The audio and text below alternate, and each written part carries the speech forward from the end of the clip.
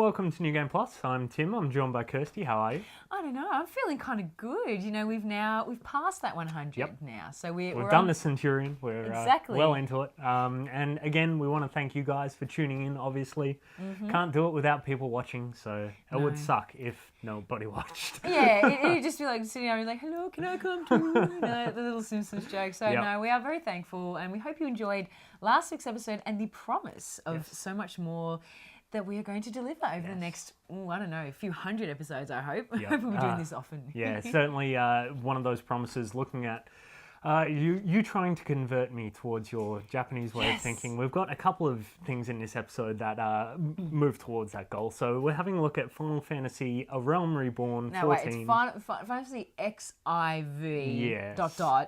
A realm. Okay, so because you've got to get into the Japaneseness of this. It needs to be a really long title. So being able to even say the title is the first step of achieving greatness. So, and that got released on the PlayStation 4, so obviously... Of course, it was a Japanese game. Where else would it be released? Yes, very much. And yeah, me and Matt will have a look at that later on in the episode. We've also got some segments coming up. We do. We've got a great movie segment coming up, of course. We've got some movie buffs amongst us. We're looking at the new Seth Rogen film, Bad Neighbours.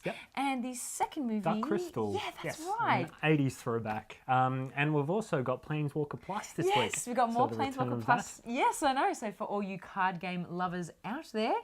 But perhaps we should move on to our first review.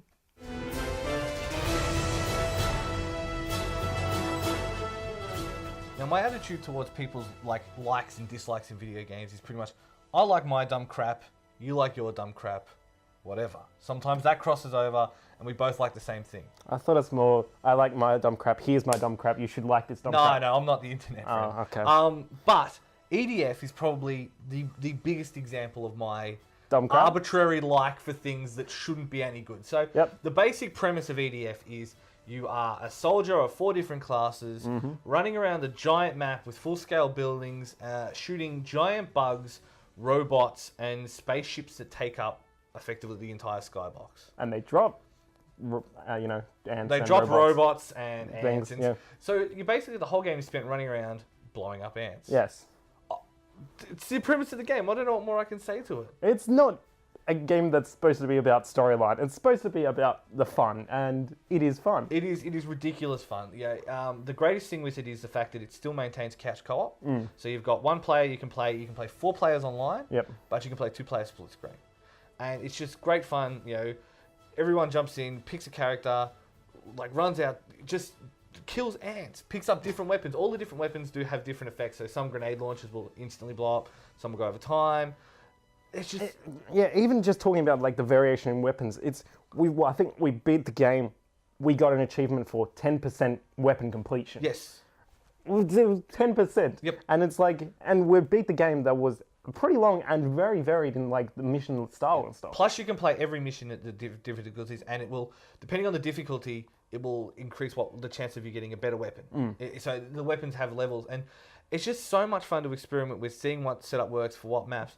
And it's stupid and it's simple, and it is the closest for me that you would come to effectively a kaiju video game that doesn't suck. Do you know what I mean?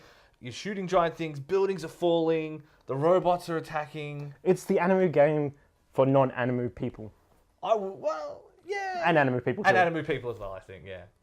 Well, it's nice to see a game that's a pretty accurate reflection of Australia in the summer. Yes. It's literally just trying to annihilate as many bugs as possible. So, Earth Defense Force, what do you think? Something I can relate with, because I like shooting at big monsters and stuff, and all the silly weapons remind me of Insomniac games, and it just looks like stupid fun. I played some of the older games, and it's more of the same. I'm happy with it. I think it's great. I like this game because it doesn't take itself too seriously. It doesn't take gaming too seriously, and it's just literally about kind of getting in there and just shooting at things. And I love the camp nature in which everything kind of happens as well. So even the voice acting is over the top, the reactions are over the top, the bugs themselves are over the top.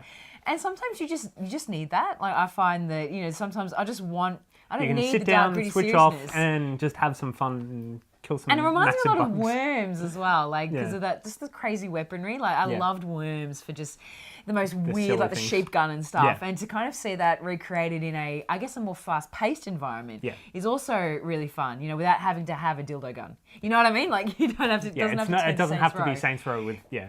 No, but it's still. It's just so relevant. So would you play it, yeah, Timmy? definitely.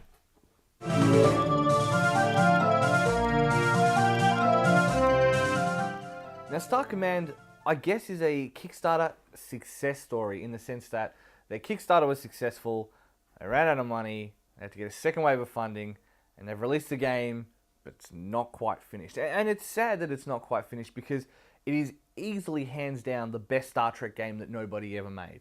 You play the role of a captain, you get your ship, you get to customize your appearance within certain variables. You hire a crew, you build different rooms on the ship. So you'll build like different weapons, you'll build a med bay, you'll build a shield bay, things like that. So all of these different, I guess, mainstays of the Star Trek / any sci-fi universe. And then you start traveling to all these different planets, fighting different people and things like that. And the game works really well because not only do you have the turn-based fighting that is, you're attacking a ship, so you shoot, then your weapons charge, and you shoot, and then back and forth, which can get a little bit mundane. Suddenly you can be invaded, and so you'll have people attack the ship, and you have to send your tactical officers to go and kill them. Or they blow a hole in the hull, and you've got to wait for your shield to pop up so you can fix it, but then if you get hit again, the shield goes down and guys get sucked out into space. And so it's actually about managing not only the battles of the ship itself, but the crew inside. And I can understand why they ran out of money. It's way too ambitious for a small crew. There's not enough levels. It's not quite finished. But that said, for the little bit that you invest in it, certainly worth your time. A great, great game.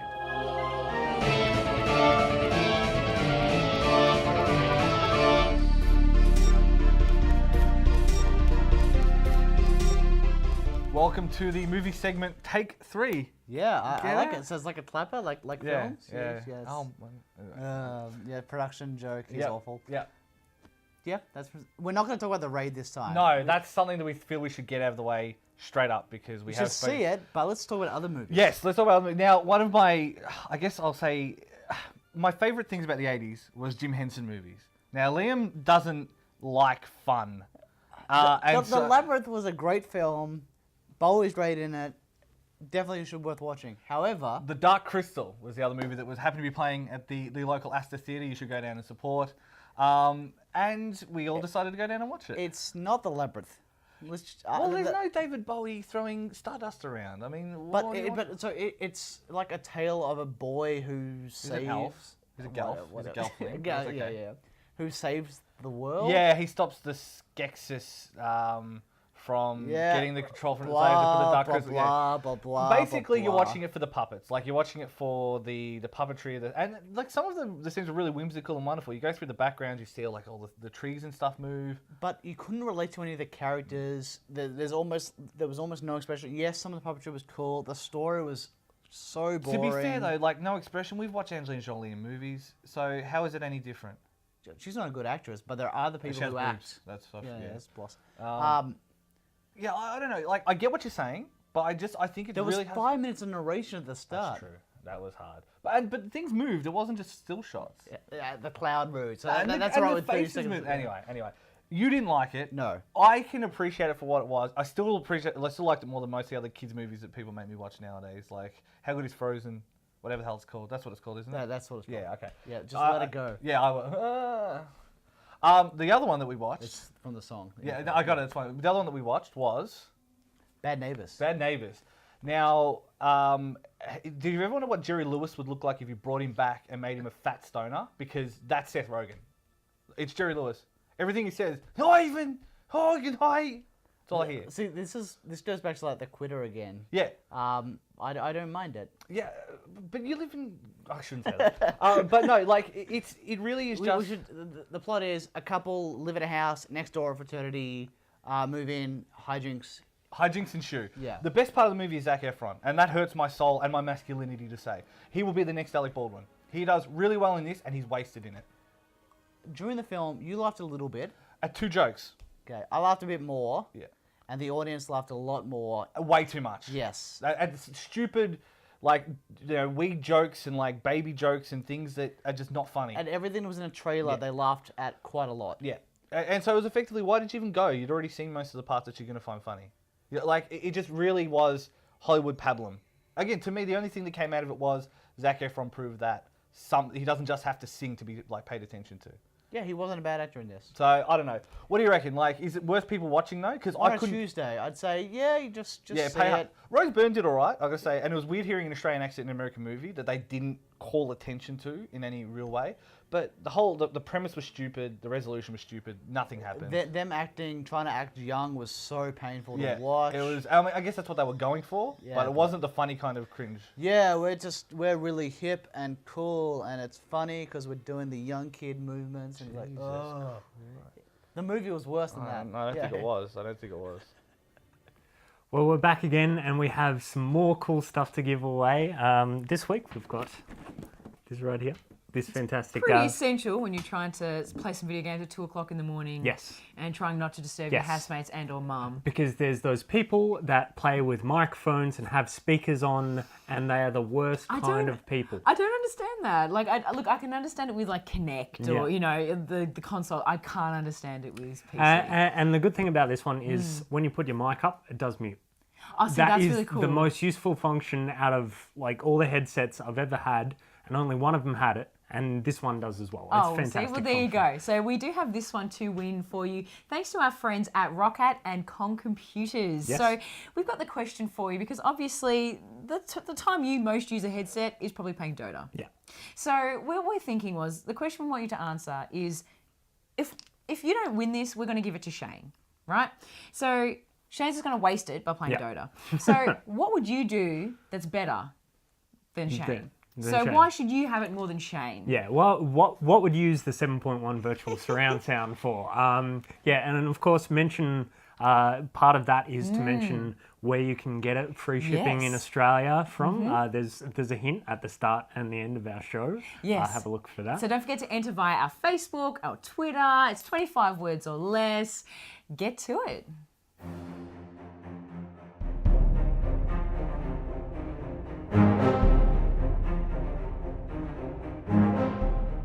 Hello and welcome to Planeswalker Plus. I'm your host, Alice Clark. This week we are hanging out in my dining room and playing with these fine Magic Commander intro decks, because lots and lots of fun can be had even if you're not spending lots of money and hanging out in a store.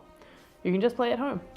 So here's how Commander works. Commander is different to regular Magic because you have a commander who hangs out in the command zone and commands your deck. You can call them into the battlefield as many times as you want. But there is a twist. You can only take 21 damage from other commanders, even if you have 40 life. So I could have 150 life, take 21 damage, and then be dead, and it would be really depressing. In the deck, you have 100 cards, but none of them are repeated except for basic land, so you never know what you're going to get. It's not like in a regular Magic deck where you can have 4 of each card. It is just 1 of each. So let's find out what my friends are playing with. I'm Jared. I'm playing Riku of the Two Reflections. He's one of the pre-constructed commanders from 2011. His goal is to cast creatures or spells, and then to copy them as they're being cast. I'm Finn, and I'm playing Prosh Skyraider of Kerr. I'm playing a big-ass dragon, and like a big-ass dragon, this guy likes to eat. So I have to sacrifice other creatures to buff him up, so I can use him to deal that 21 commander damage to the rest of the players. Hi, I'm David. I'm going to be playing Lieutenant Kurta. My idea of this match is to make a lot of soldier tokens, make them really big, and then swing at people's faces. Hi, I'm Rob. I'm playing the Mindseas pre-constructed deck, and out of the 3 commanders, I'm playing Nekusar. He punishes everyone for drawing cards, so the deck is all about making other people draw cards. I'm playing with the Eternal Bargain prefab set, which is pretty great. My commander is Oloro, Aegis Ascetic, because he has what I've been searching for and have paid tons and tons of money to get. Mostly, he will give me a whole ton of life, so my strategy is to gain tons of life and then hope everybody kills each other and forgets that I'm around, so then I can kill the last one remaining. Let's play.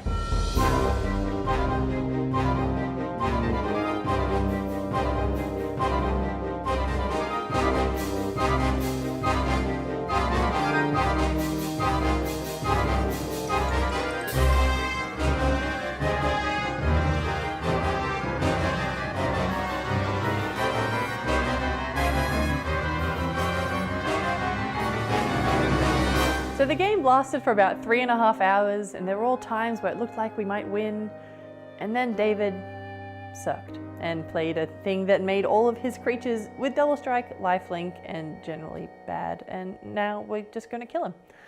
But that's the fun of Commander. Anything can happen, and you can have a good time. Speaking of good times, tune in next time for something awesome. See you then.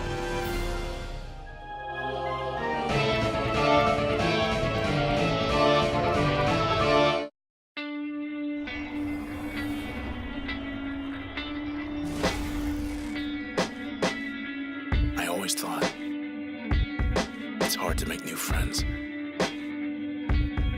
but making enemies, I guess that's easy. We got 4 problems. We saw their faces. We know their names. Know what they're capable of.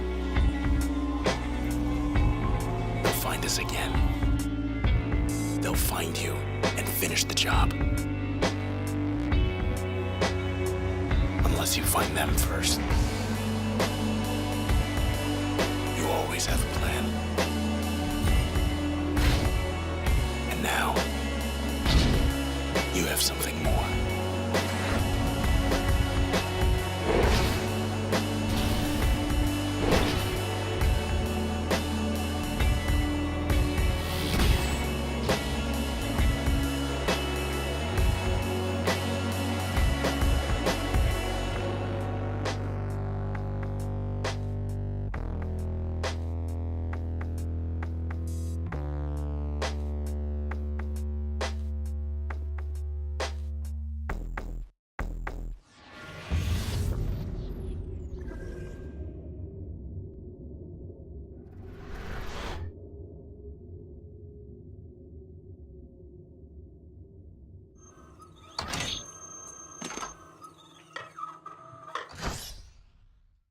Now, Supergiant Games made Bastion, and I loved Bastion, and certainly this is a different game, but Transistor looks awesome. I have to say, I'm really blown away by this art style. Like, I love, like, a lot of Japanese games have been getting into this, and a lot of Western games have been getting into this style, and I absolutely adore it. Like, I just think it looks so beautiful to the eye, and yeah, I can't wait. I'm so excited. Yeah, it's definitely a different game from what Bastion was. Bastion was much more of a brawler with RPG elements to it. This is kind of like a mix between turn-based and action RPG Yeah. sort of. I got some hands-on last year, and it works really well. Yeah, I have to say, to me, like, the art style and the battle, it reminds me of a cross between, like, Hotline Miami and Kingdom Hearts, which is a really bizarre combination. And there was a bit of, like, XCOM The Bureau kind of popped up in there for me as well. So I'm really keen to see where this goes.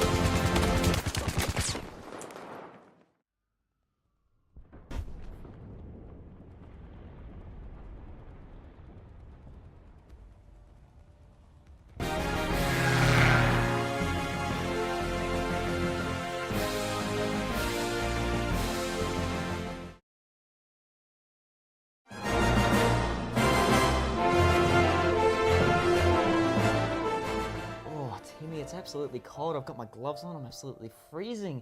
But it's a fantastic time to play video games. Yes, Great because the weather is much better in Eorzea. Yes, much better in Eorzea. Fantastic segue, because we're here to review Final Fantasy XIV, A Realm Reborn. On the PS4. On the PS4. Yeah. Recently seen success on the PS3 and the PC. Yep. After being panned by critics and fans alike. It's been rebuilt from the ground up. Yep. What did you think? It's a good MMO, but bringing it to the PlayStation 4, you're dealing with controllers as opposed to a keyboard and mouse, which is generally where you go for MMOs, your action bars and everything. But how they've done it with the controller is actually really good for binding abilities and all that sort of stuff. I was just going to say, I was going to stop you and there, but I thought the controls to be quite intuitive, especially with the inclusion of the touchpad. It does so much. Makes the UI, handling with the UI much easier, selecting enemies, crafting items. It actually brings a lot to the game. Yeah. I mean, if you're not a fan of the if the controller, if you want to give it a bash and you're not a fan of it, there's always keyboard and mouse support. Yeah, so it's good for accommodating PC users. The touchpad does fill that gap where you really need that keyboard and mouse. Exactly. Yeah. But just like going through the DPS rotations as well as having cooldowns on the separate triggers, it works very well. The only issue I would foresee would be raiding late game when you're selecting lots of enemies and trying to communicate with your guildies and raid party members, because typing is not the best thing. Yeah, exactly. And no inclusion of voice chat is a little bit strange, a little bit on the iffy side, especially when it goes for the whole social interaction element, which they did so well in A Realm Reborn. But the visuals look fantastic as well. It bridges the gap between PS3 and PC. Runs fantastically well, except unless you're in the more heated raids or fate quests. But it looks fantastic, controls a lot better than I thought it would be. So, I mean, through the Maelstrom patch is nearby, so get in time for that. And if you do end up purchasing it, may you ever walk in the light of the crystal. So you've stepped down from your PC Master Race pedestal and played a PC game on a console. Yes, momentarily, but I think when you're looking at the versions of Final Fantasy XIV, PS3 you probably want to avoid, but PS4 does a really admirable job of trying to bring an MMO to a console, especially that trackpad. It works as a mouse trackpad when you need it, and while it's still not a PC experience, I still would say it's the best experience on the PC. The PS4 does a great job of it. So are you still playing it? Because this was the thing we asked last time. No, I'm not a huge Final Fantasy fan, so I'm not continuing to play it, but it is a solid MMO for those who do like it. Oh, well, that's good to hear. Well, the other really good thing to hear, of course, is something really big that's hitting the gaming world in 3 weeks' time. Yes, E3. And you're going to be. What are you excited for? Witcher 3, The Wild Hunt, has to be game of the show. It's looking so good, and it's going to be awesome. I can't wait. Oh, well, I'm really excited for you. See, us suckers will have to stay at home. But that's okay, because I'm only excited really for Super Smash Brothers. And it's Nintendo Direct, so I don't even have to get out of the comfort of my own bed, which is really, really, really nice. Yep, and look forward to all the coverage that we'll bring back and all those interviews. Where we've got other great stuff happening in America and Europe as well at the same time. So we'll get that, but also don't forget our competitions. We still have our Madman competition, win Attack on Titan stuff. Tell us what anime to review. Not Timmy, but tell me what to review. Plus, of course, we still have our competitions going from Kong Computers and Rock Hat, so don't forget to check those out as well. And something else you should check out, our website, www.newgameplus.tv. Like us on Facebook, facebook.com/NewGamePlusTV. Follow our Twitter and Instagram at NewGamePlusTV. And watch us on Twitch, twitch.tv/NewGamePlusTV before it becomes YouTube. Thank you so much, Timmy. Thank you, Kirsty. We will see you guys next week.